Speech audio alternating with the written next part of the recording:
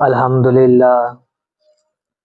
اللہ تعالیٰ کا لاکھ لاکھ شکر ہے کہ مالک نے اپنی یاد کی توفیق اور موقع عطا فرمایا۔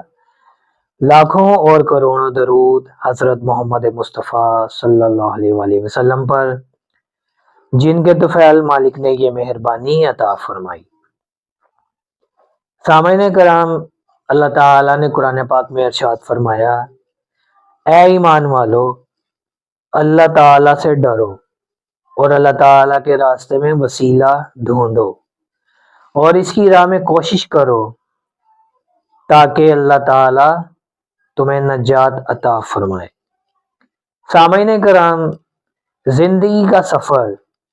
اس میں ایسی ایسی تکلیفیں، مشکلیں، پریشانیاں پیش آتی ہیں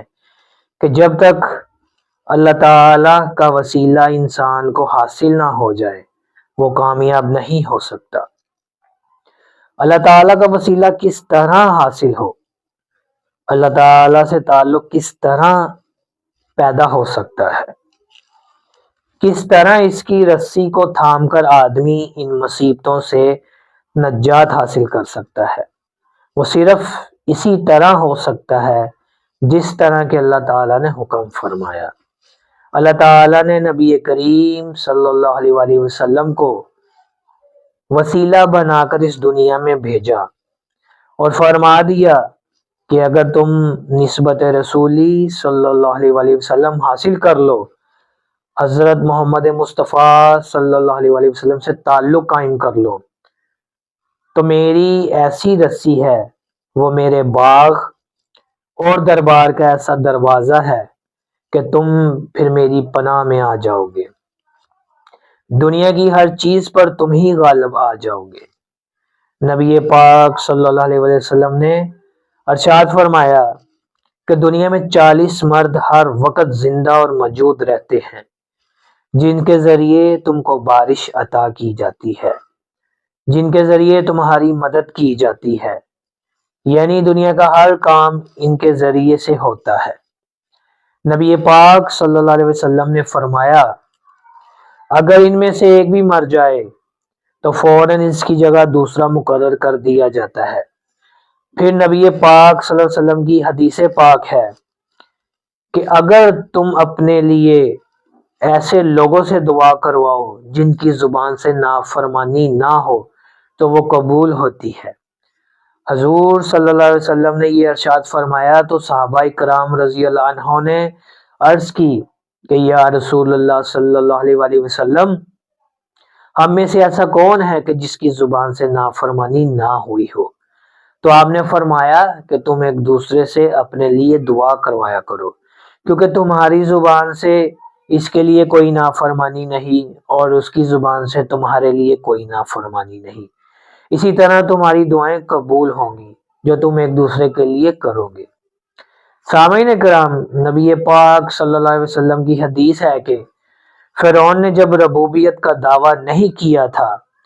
اس وقت اس نے اپنے دروازے کے باہر بسم اللہ الرحمن الرحیم لکھنے کا حکم دیا۔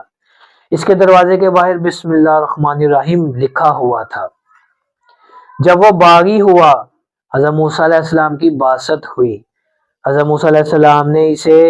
سمجھایا اور وہ اس پر باز نہ آیا تو اس پر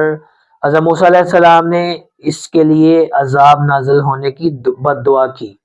مگر اس پر عذاب نازل نہیں ہوا۔ حضرت موسیٰ علیہ السلام بہت حیران ہوئے اور اللہ تعالیٰ کی بارگاہ میں عرض کی کہ یا باری تعالیٰ، میں نے اس ظالم کے لیے بد دعا کی لیکن آپ نے قبول نہیں فرمائی۔ تو اللہ تعالیٰ نے فرمایا کہ تو اس کے لیے عذاب چاہتا ہے، اس کے کفر کو دیکھ رہا ہے، لیکن میں اس کے دروازے پر جو کلام پاک لکھا ہوا ہے اس کو دیکھ رہا ہوں۔ جب تک وہ کلام لکھا ہوا ہے میں اس پر عذاب نازل نہیں کر سکتا۔ سامعین کرام، چونکہ انسان اس دنیا میں سفر کر رہا ہے، اس میں ہر قدم پر اسے مشکلات ہیں، کئی مصیبتیں پیش آتی ہیں اور کئی قسم کی مصیبتیں ہوتی ہیں۔ ہر آدمی جانتا ہے کہ اس کی زندگی میں کیا مشکلات، مصیبتیں اسے پیش آ رہی ہیں، پھر ان ساری مصیبتوں کا علاج کیا ہے۔ پہلی بات، یہ کہ نبی پاک صلی اللہ علیہ وسلم کے وسیلے سے اللہ تعالیٰ کی بارگاہ میں جو دعا کی جائے وہ قبول ہوتی ہے، اور نسبت رسولی صلی اللہ علیہ وسلم حاصل کرنے سے ساری مصیبتیں دور ہو جاتی ہیں۔ جن کو نسبت رسولی صلی اللہ علیہ وسلم حاصل ہو جائے اور جن کا نبی کریم صلی اللہ علیہ وسلم سے تعلق قائم ہو جائے، ان کی نہ صرف مصیبتیں دور ہو جاتی ہیں بلکہ ان سے کوئی طاقت مقابلہ نہیں کر سکتی، ان کے سامنے چٹانیں نہیں ٹھہر سکتی، پہاڑ نہیں ٹھہر سکتے۔ اس بات کا ثبوت یہ ہے کہ نبی کریم صلی اللہ علیہ وسلم کے وہ غلام جن کے دلوں میں نسبت رسولی صلی اللہ علیہ وسلم تھی، نبی پاک صلی اللہ علیہ وسلم سے جن کا تعلق تھا، جو اللہ تعالیٰ کی بارگاہ میں اپنا وسیلہ حضور صلی اللہ علیہ وسلم کو ہی سمجھتے تھے، ہر مشکل کا حل نبی کریم صلی اللہ علیہ وسلم کو ہی سمجھتے تھے، انہوں نے ساری دنیا پر غلبہ حاصل کیا۔ تاریخ گواہ ہے کہ وہ جہاں گئے کامیاب اور کامران رہے، ان پر کوئی طاقت غالب نہ آ سکی۔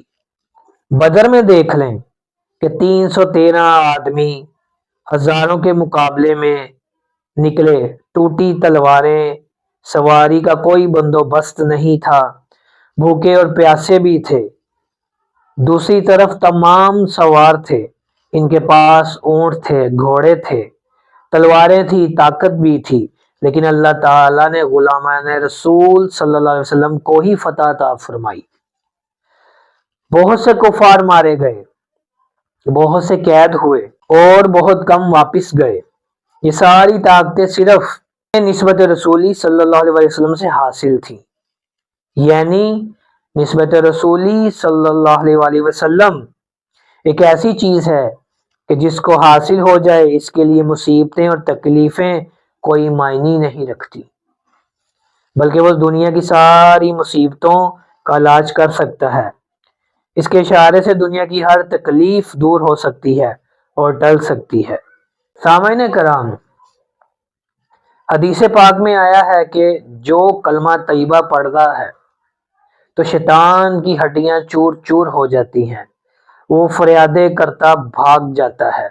اور اس وقت تک بھاگتا رہتا ہے جب تک کلمے کی آواز اس کے کانوں میں پڑتی رہتی ہے۔ جو شخص کلمہ طیبہ پڑھتا ہے اس کی مثال ایسی ہوتی ہے جیسے وہ انسان جس کے کوئی پیچھے قوی دشمن لگا ہوا ہو اور وہ بھاگ رہا ہو کہ اسے کوئی مضبوط قلعہ مل جائے جس کے اندر وہ آ جائے اور دشمن اسے کوئی نقصان نہ پہنچا سکے۔ اس طرح کلمہ پڑھنے والا انسان اللہ تعالیٰ کی حفاظت کے قلعے میں آ جاتا ہے اور کوئی چیز اسے کوئی تکلیف یا کوئی نقصان نہیں پہنچا سکتی۔